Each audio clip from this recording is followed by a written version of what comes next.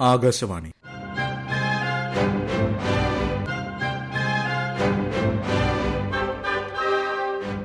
ജില്ലാ വൃത്താന്തം. ഇന്ന് തിരുവനന്തപുരം ജില്ല.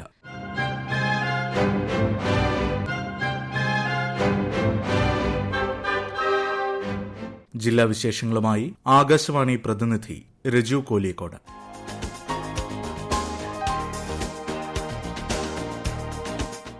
തിരുവനന്തപുരം ജില്ലാ ഇൻഫർമേഷൻ ഓഫീസിന്റെ നേതൃത്വത്തിൽ നടത്തിയ വായന പക്ഷാചരണം സമാപിച്ചു. സമാപന സമ്മേളനം കാട്ടാക്കട കുളത്തുമ്മൽ ഹയർ സെക്കൻഡറി സ്കൂളിൽ IB സതീഷ് MLA ഉദ്ഘാടനം ചെയ്തു.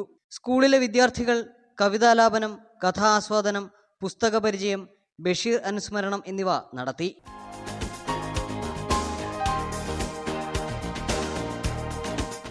സംസ്ഥാന ശിശുക്ഷേമ സമിതിയുടെ തിരുവനന്തപുരം ആസ്ഥാനത്തെ അമ്മത്തൊട്ടിലിൽ പുതിയ അതിഥിയെത്തി.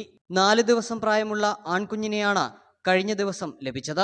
യുദ്ധത്തിനെതിരെ സമാധാനത്തെ പ്രതിനിധീകരിച്ച് കുഞ്ഞിന് സ്വാദിക് എന്ന് പേരിട്ടതായി ശിശുക്ഷേമ സമിതി അറിയിച്ചു.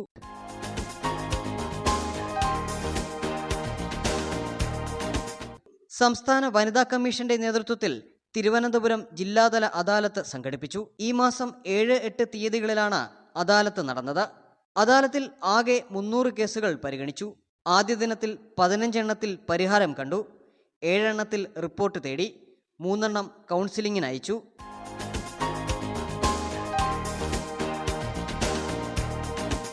തിരുവനന്തപുരത്ത് നടന്ന പ്രയുക്തി തൊഴിൽ മേളയിൽ 139 പേർക്ക് നിയമനം ലഭിച്ചു.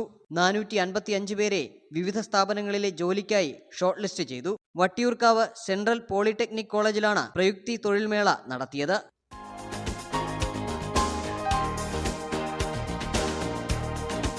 ഭിന്നശേഷി ഉദ്യോഗാർത്ഥികൾക്കായി തിരുവനന്തപുരത്ത് രജിസ്ട്രേഷൻ ഡ്രൈവ് നടത്തി. നിരവധി പേർ ഡ്രൈവിൽ പങ്കെടുത്തു.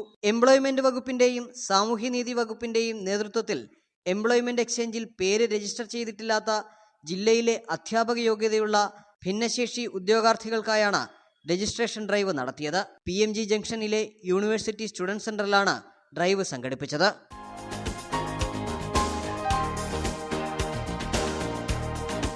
വെള്ളനാട്, അതിയന്നൂർ ബ്ലോക്ക് പഞ്ചായത്തുകളിൽ ഓംബുഡ്സ്മാൻ സിറ്റിംഗ് നടത്തി. ദേശീയ ഗ്രാമീണ തൊഴിലുറപ്പ് പദ്ധതിയുടെയും പ്രധാനമന്ത്രി ആവാസ് യോജന പദ്ധതിയുടെയും ഓംബുഡ്സ്മാനാണ് സിറ്റിംഗ് നടത്തിയത്. വെള്ളനാട് ബ്ലോക്ക് പ്രദേശത്തെ വിതുര, വെള്ളനാട്, ഉഴമലയ്ക്കൽ, തൊളിക്കോട്, പൂവച്ചൽ, കുറ്റിച്ചൽ, കാട്ടാക്കട, ആര്യനാട് എന്നീ ഗ്രാമപഞ്ചായത്തുകളിലുള്ള പദ്ധതി ഗുണഭോക്താക്കൾ ഉൾപ്പെടെയുള്ളവരാണ് പരാതികളും നിർദ്ദേശങ്ങളും നേരിട്ടറിയിച്ചത്.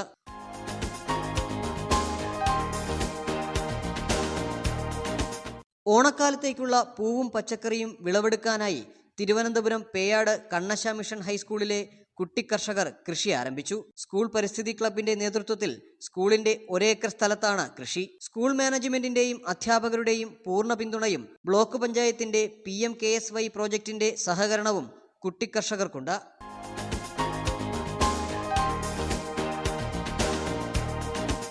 സെന്റ് സേവിയേഴ്സ് കോളേജും കേരള ക്രിക്കറ്റ് അസോസിയേഷനും തമ്മിലുള്ള പാട്ടക്കരാർ പുതുക്കി. കോളേജിന്റെ ഉടമസ്ഥതയിലുള്ള ഗ്രൗണ്ട് ലീസ് 17 വർഷത്തേക്ക് കൂടിയാണ് നീട്ടിയത്.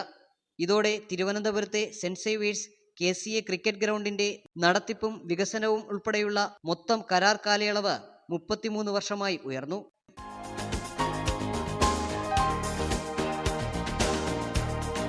കേരള ക്രിക്കറ്റ് ലീഗിന്റെ താരലേലം പൂർത്തിയായി. കേരള ക്രിക്കറ്റ് അസോസിയേഷന്റെ നേതൃത്വത്തിൽ തിരുവനന്തപുരത്താണ് താരലേലം നടന്നത്.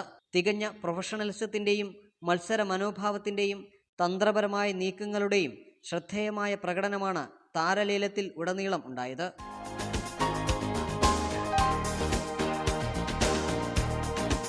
ആകാശവാണി തിരുവനന്തപുരം, കോഴിക്കോട് നിലയങ്ങളുടെ വാർത്താവിഭാഗം മേധാവിയായി ഇന്ത്യൻ ഇൻഫർമേഷൻ സർവീസിലെ മുതിർന്ന ഉദ്യോഗസ്ഥ ലെമി G. നായർ ചുമതലയേറ്റു. 1993 ഡൽഹിയിൽ പ്രതിരോധ മന്ത്രാലയത്തിന്റെ പ്രസിദ്ധീകരണമായ സൈനിക് സമാചാറിലാണ് ഔദ്യോഗിക ജീവിതം ആരംഭിച്ചത്. Press information bureau, field publicity, publications division, Doordarshan തുടങ്ങി വാർത്താവിതരണ പ്രക്ഷേപണ മന്ത്രാലയത്തിന്റെ വിവിധ മാധ്യമ വിഭാഗങ്ങളിൽ ലെമി G. നായർ സേവനമനുഷ്ഠിച്ചിട്ടുണ്ട്.